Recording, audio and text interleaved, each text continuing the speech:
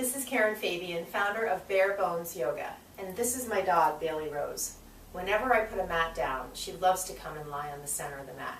So we'll just let her be here for the beginning of this video. Today I thought I would talk to you a little bit about some beginner tips for those of you who are just starting out or maybe have never tried your first yoga class. I know what it's like to walk into a yoga studio that you're unfamiliar with. You've never practiced before, or maybe you're just getting back to it after being injured or taking some time off, and you feel a little uncomfortable. You may feel unsure about what to do. You may not really recognize any of the things in the room, the props, and you may be looking at people around you and thinking, everybody else knows what they're doing except for me. Well, nothing could be further from the truth. And sometimes with just a little bit of preparation, it can really help ease your way into your first couple of experiences. So I thought first what I would describe for you is a little bit about the props that you'll find in a yoga studio. Now every studio has different props, but generally speaking, here are some things that you might find.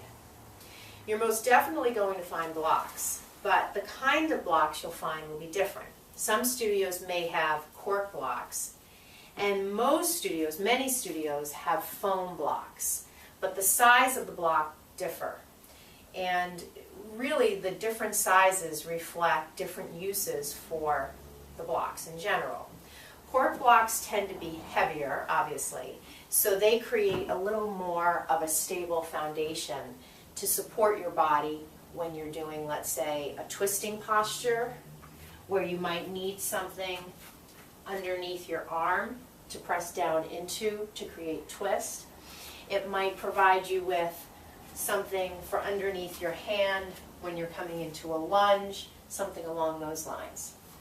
Certainly if you have foam blocks available and you're going to use a block to support your body, it'd be better to take a thicker block than a thinner block to support the body in, again, let's say a twisting pose.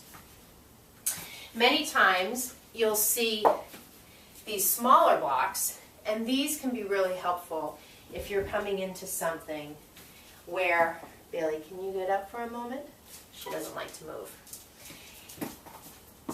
Where you're coming into a posture like half pigeon, and you need a little something for underneath your hip.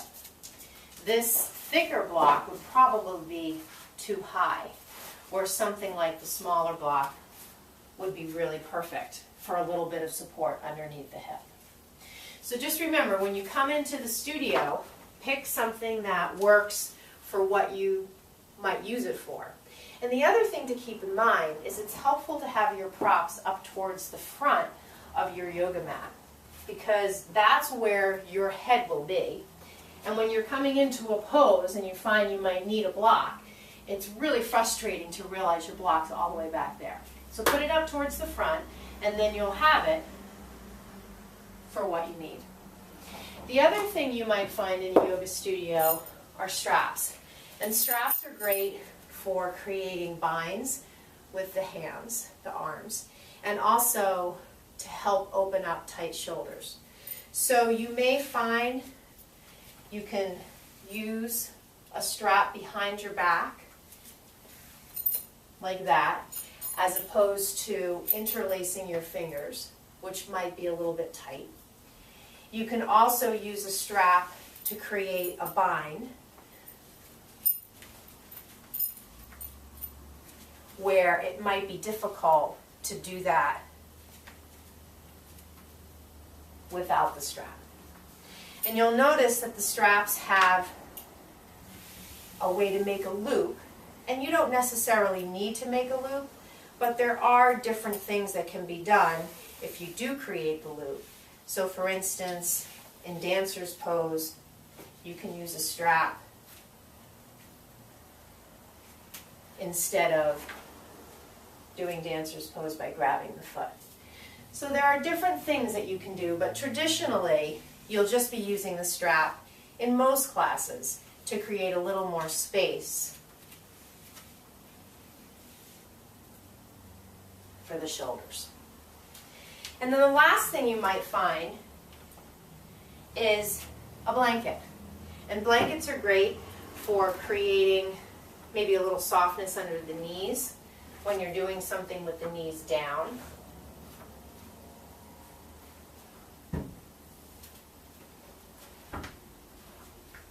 something like that. Or in a more restorative practice, you might find that blankets are good for holding poses longer than you might find in a traditional flow class.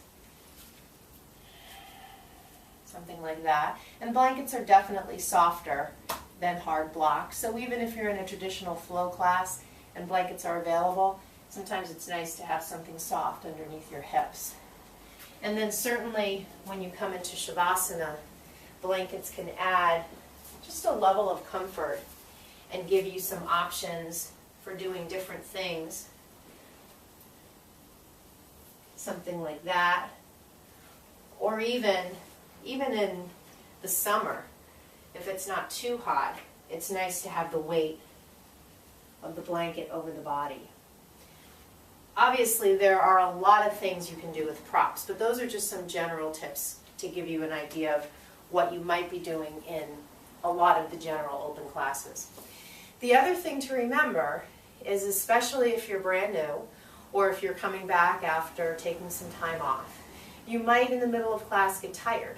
You might get overwhelmed. You might get overheated. You might get out of breath.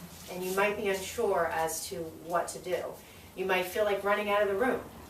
One of the things you can do is just come into child's pose. Drop your knees down, drop your head down, and just take a few deep breaths. And child's pose is a great way to find your breath, to come back into your body, and to regroup so that you can then jump back into the flow. Some other things to remember are, if you do go into a heated class, to bring a towel. Many studios rent towels as well as mats, so you can literally walk in your yoga clothes and take class. Some other things to remember is try not to go in with any expectations. And I know that's difficult, but going in with expectations usually just sets you up for disappointment. So just go with an open mind and practice from wherever you are on that particular day, having faith that if you go consistently, your body will change, your sense of being familiar with the practice will change, and you'll be learning as you go along. So I hope you found these tips helpful. Those are just some general things to keep in mind for any yoga class you might attend. If you have any specific questions, things I didn't cover here, please feel free to get in touch with me on my website, barebonesyoga.com. Namaste.